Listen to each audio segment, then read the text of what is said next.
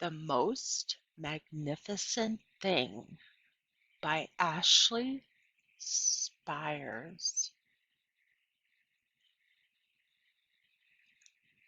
This is a regular girl and her best friend in the whole wide world.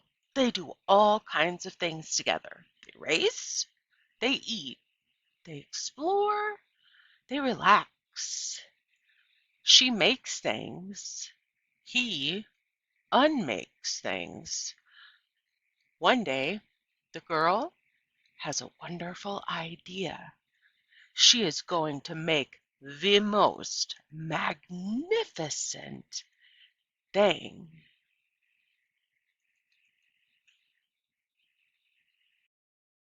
She knows just how it will look. She knows just how it will work. And all she has to do is make it. And she makes things all the time. Easy peasy. First, she hires an assistant. Next, they gather their supplies. They set up somewhere out of the way and get to work. The girl tinkers and hammers and measures while her assistant pounces and growls and chews. When she is finished, she steps back to admire her work. She walks around one side. Her assistant examines the other side. It doesn't look right. Her assistant picks it up and gives it a shake. It doesn't feel right either. They are shocked to discover that the thing isn't magnificent or good. It isn't even kind of, sort of okay. It's all wrong. The girl tosses it aside and gives it another go. She smooths and wrenches and fiddles. Her assistant circles and tugs and wags.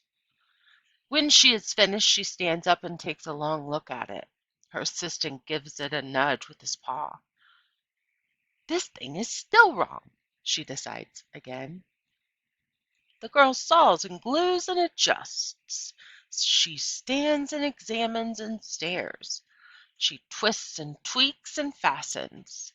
She fixes and straightens and studies. She tries all different ways to make it better. She makes it square, she makes it round, she gives it legs, she adds antenna. She makes it fuzzy, she makes it long, short, rough, smooth, big, small, and even, and one even smells of stinky cheese. But none of them are magnificent. Boy, she's trying so hard. Her work attracts a few admirers, but they don't understand. They can't see the magnificent thing that she has in her mind. She gets mad.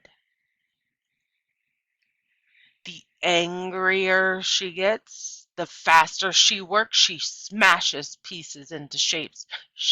She jams parts together. She pummels the little bits in. Her hands feel too big to work, and her brain is too full of all the not right things. If only the thing would just work. Crunch. The pain starts in her finger. It rushes up to her brain and she explodes. It is not her finest moment. I'm no good at this. I quit. Her assistant suggests a walk. It's not much help at first, but before long, she starts to feel different. Bit by bit, the mad gets pushed out of her head. As they stroll along, she comes across the first wrong thing she made. The bad feelings are about to start all over again. Then she notices something surprising. There are some parts of the wrong thing that are really quite right.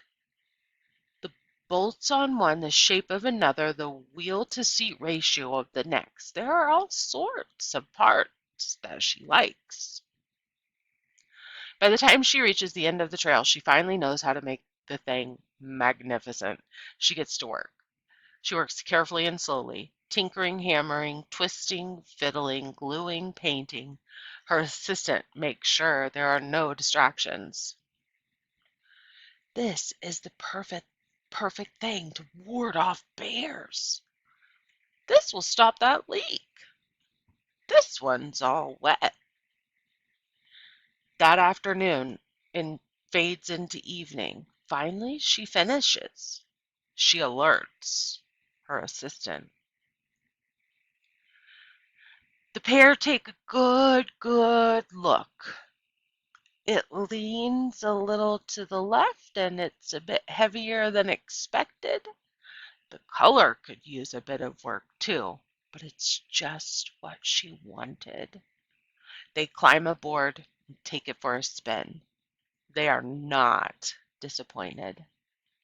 It really is the most magnificent thing.